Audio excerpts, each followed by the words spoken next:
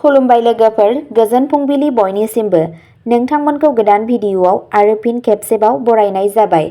आं दिनै नोंथांमोननि सिगाङाव 24 कार्तिक 1433 मायथाइ एबा 10 नभेम्बर 2024 मायथाइनि सानसेनि फानजामुथिखौ फरायथिनो लादों। आसा खालामो नोंथांमोना भिडिअ'खौ नायना मोजां मोनगोन। गिबियावनो दङ मेष राशि। मेष राशिनि सुबुंफोरनि गोसोआ खुसि जागोन। नोंथाङा फोथायनायजों बुंफबनाय जागोन। थेवब्लाबो नोंथांनि गोसोनि मोनदांथिफोरखौ हमथानानै लाखि। नखराव मान थागोन। सोलोंथायारि आरो मेलेमजिबि हाबा मावनाया गोजोनथाव फिथाइ मोनगोन। हाबा जानाय जराफोरनि गेजेरावबो थासारिया मोजां जानाय नङा। पार्टनारजों सिगांनि बाथ्राखौ लानानै गोरोबलायै जानो हागौ। नोंथांनि दिनैनि खाफालगोनां गाबआ जादों ब्राउन गाब आरो खाफालगोनां अनजिमाया जादों 6। वृषभ राशि। वृषभ राशिनि सुबुंफोरा फोथायनायजों बुंफबनाय जागोन। बबेखानि गोसोआव जौगानाय गाहाय थागोन। नोंथाङा सोलोंथायारि हाबायाव जाफुंसार जागोन। मेलेमजिबि हाबा मावनाया आयनि फुंखा जानो हागौ। जायफोरा मोनसे रादाय होनाय सोमोन्दोआव दं, बिसोरो पार्टनारनि रागा जोंनायजों मोगा-मोगि जानांनो हागौ। जुदि नोंथाङा समाव गावनि रागाखौ दबथायनो हाया, अब्ला नोंथांनि सोमोन्दोआबो बायनो हागौ। नोंथांनि दिनैनि खाफालगोनां गाबआ जादों गलापि गाब आरो खाफालगोनां अनजिमाया जादों 2। मिथुन राशि। मिथुन राशिनि सुबुंफोरनि गोसोआ गोजोन गैयै जागोन। गावखौ फोथायनाया खमायगोन। गावनि बिमानि सावस्रिखौ जोथोन ला। नखरा मदद मोनगोन। आरोबाव होंगो-दोंगो जागोन। खरसाया बांगोन, नों मान मोनगोन। सोमोन्दोआव थानाय सुबुंफोरा फिन खेबसेबाव पार्टनारजों गोजाम बाथ्राफोरखौ लानानै नांज्लायनो हागौ। जुदि नोंथाङा थासारिखौ समाव सामलायनो नाजाया, अब्ला नोंथांनि ब्रेकआपनि गासैबो जाथावना दं। नोंथांनि दिनैनि खाफालगोनां गाबआ जादों गलापि गाब आरो खाफालगोनां अनजिमाया जादों 7। कर्क राशि। सुबुंफोरा फोथायथिजों बुंफबनाय जागोन, नाथाय गोसोआ गोजोन गैयै जानो हागौ। गावनि नखरनि सावस्रिखौ जोथोन ला। खामानि मावथायाव गोब्राब जानो हागौ। गोब्राब नाजानाया गोजौ जागोन। जुदि नोंथाङा मोनसे रादाय होनाय सोमोन्दोआव दं, नाथाय नोंथांनि सोमोन्दोआव खुसि नङा, अब्ला नोंथांनि पार्टनारजों बेनि सोमोन्दै जेसेबां हायो एसेबां थाब रायज्लाय।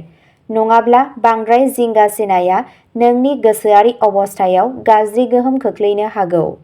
नोंथांनि दिनैनि खाफालगोनां गाबआ जादों गोथां गाब आरो खाफालगोनां अनजिमाया जादों 5। सिंह राशि। सिंह राशिनि सुबुंफोरनि गोसोआ गोजोन गैयै जागोन। गावखौ फोथायनाया खमायगोन। गावखौ सामलाय। ओंथि गैयै रागानिफ्राय गोजानाव था। रायज्लायनायाव समानथि जा। साख्रियाव सोलायनायनि खाबु दं। नोंथाङा लोगोफोरनिफ्राय मदद मोनगोन। जाय सुबुंफोरा बावैसो हाबा जादों, बिसोर गावनि जिउ लोगोरिखौ बुजिनो नाजायो। नङाब्ला सानफ्रोमबोनि नांज्लायनायनिफ्राय मेंनानै नोंनि पार्टनारआ नोंथांखौ तालाक होनायनि बाथ्रा साननो हागौ। गुबुन फारसेथिं जायफोरा सोमोन्दोआव दं, बिसोरनि साना जुनिया महरै मोजां जानाय नङा। सानजौफुनि सिगां पार्टनारजों गोरोबलायै जानो हागौ। नोंथांनि दिनैनि खाफालगोनां गाबआ जादों अख्रां गोथां आरो खाफालगोनां अनजिमाया जादों 9। कन्या राशि। कन्या राशिनि सुबुंफोरा दिनै फोथायनायजों बुंफबनाय जागोन। सासे लोगोनि हेफाजाबाव फालांगिनि खाबुफोरखौ मोननो हायो। नखरनि सासे बैसो जानाय आइजोनिफ्राय रां मोननो हायो। सानजौफुआ सोमोन्दोआव थानाय हाबा जानाय आरो जराफोरनि मोजांनि थाखाय जागोन। नाथाय बिनि सिगां पार्टनारजों नांलाय-खमलाय जानो हागौ। बेनि अनगायैबो बबेहायबा बायजोआव थांनायनि सानथांखिफोरखौबो केनसेल खालामनो हायो। नोंथांनि दिनैनि खाफालगोनां गाबआ जादों गोथां गाब आरो खाफालगोनां अनजिमाया जादों 5। तुला राशि। तुला राशिनि सुबुंफोरा दिनै गावखौनो सामलायनांगौ। ओंथि गैयै रागानिफ्राय गोजानाव था। नखरारि जिउआ गोजोनथाव जागोन। गावनि खुदियानि सावस्रिखौ जोथोन ला। जुदि हाबा जानाय सुबुंफोरा गावसोरनि सोमोन्दोआव खुसि नङा, अब्ला पार्टनारजों बे बाथ्राखौ रायज्लायनो नाजा। नङाब्ला नोंथांनि गोसोआरि अबस्थाया गोहोम खोख्लैनो हागौ। सोमोन्दोआव थानाय सुबुंफोरनि लोगोरिया बबेहायबा बायजोआव थांनो गोसो जानायखौ फोरमायनो हायो। जयै सम हगारनाया जरानि गेजेराव सोलिबाय थानाय जेंनाफोरखौ बाङाइ खालामगोन।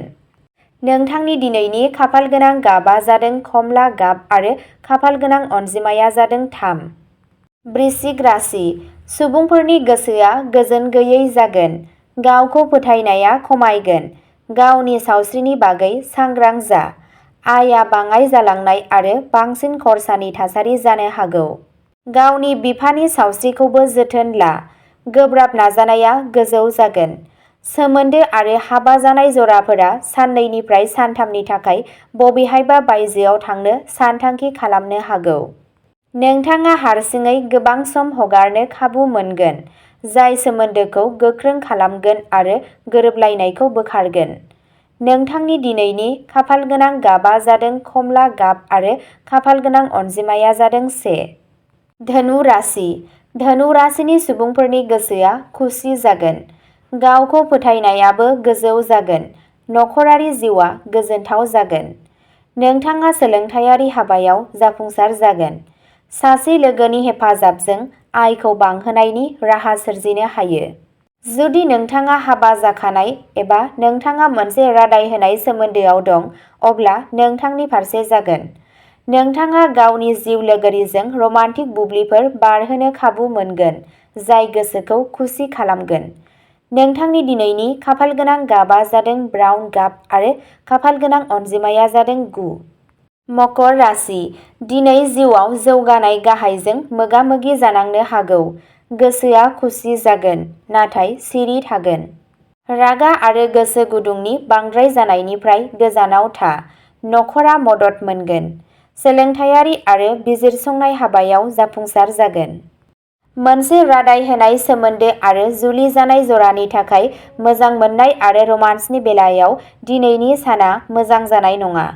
गुबुन सासे सुबुंनि थाखाय नोंसोर सानैनि गेजेराव गोरोन्थि बुजिलायनाय सोमजिनो हागौ, जायनि जाहोनाव गोसोआरि नारसिनथाय जागोन। नोंथांनि दिनैनि खाफालगोनां गाबआ जादों गलापि गाब आरो खाफालगोनां अनजिमाया जादों 6। कुम्भ राशि।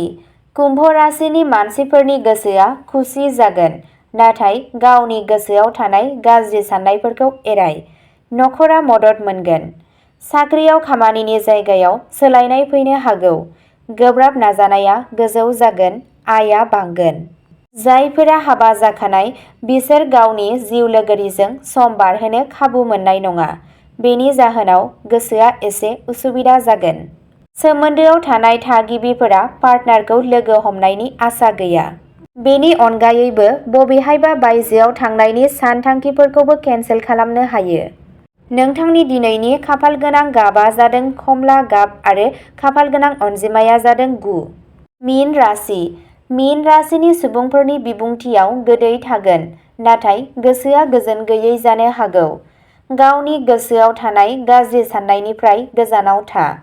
मावख'गिरिफोरा साख्रियाव मदद मोनगोन, नाथाय खामानिनि खाबुआव सोलायनाय फैनो हागौ। सोमोन्दोआव थागिबि सुबुंफोरा सानजौफुआव गावनि जिउ लोगोरिजों डेटआव थांनो हायो। हाबा जानाय सुबुंफोराबो सावथुनखौ दिन्थिनो थाखाय गावनि जिउ लोगोरिखौ लानो हायो। गावनि जिउ लोगोरिजों हारसिङै सम हगारनाया मोजां जागोन। नोंथांनि दिनैनि खाफालगोनां गाबआ जादों गलापि गाब आरो खाफालगोनां अनजिमाया जादों 2।